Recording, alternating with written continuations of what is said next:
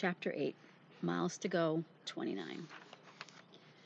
At the last second, just before my body hit the black water, I gulped one great big breath of air. I filled my lungs, and then the freezing water grabbed my body and did its frigid best to stop my heart. The water was more than cold. It was ice that moved. It was strong and fast, and there was nothing I could do. I would have screamed, but the cold was squeezing my lungs like a black fist. For 1 second, I saw Bo looking down at me from the log, getting smaller as I rushed away, and then the water spun me and I was gone. The last I saw of him, his front legs were already in the air. He was jumping in after me. My feet hit the bottom, bumping boulders and scraping rocks, and I realized the river wasn't deep, but it was fast, and my feet couldn't stop me from being swept away. I saw the island spinning past my eyes. I was still alongside it. If I was carried past it, I was gone. I dug my feet harder, but they could find nothing to hold on to. I flailed my arms wildly, trying to stoke toward the sandy shore.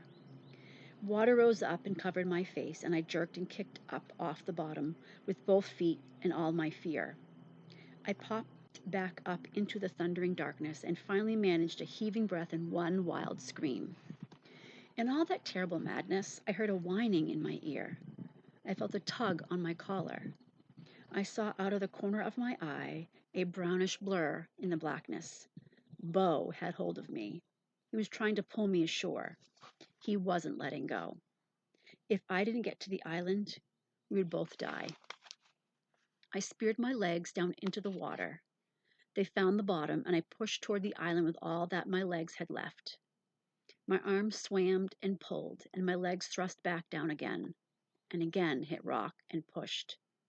Bo whined, and I kicked once more, and for the first time I got my shoulders clear of the water for a second, before my legs were washed out from beneath me.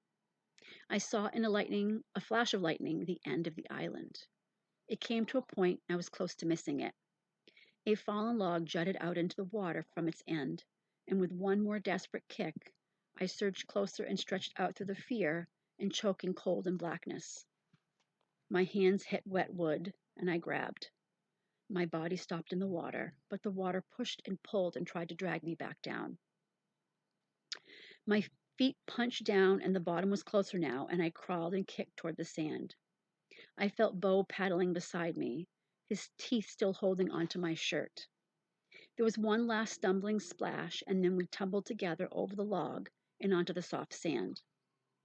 My lungs heaved and shuddered from the struggle and from the frigid water. Bo stood beside me, panting and shaking the river from his fur. I shivered like I never had before. Violent, giant shivers that shook me like a car wreck. I tried to think. My backpack was still on my back, pressed against the sand. My duffel was gone, yanked away by the hungry water.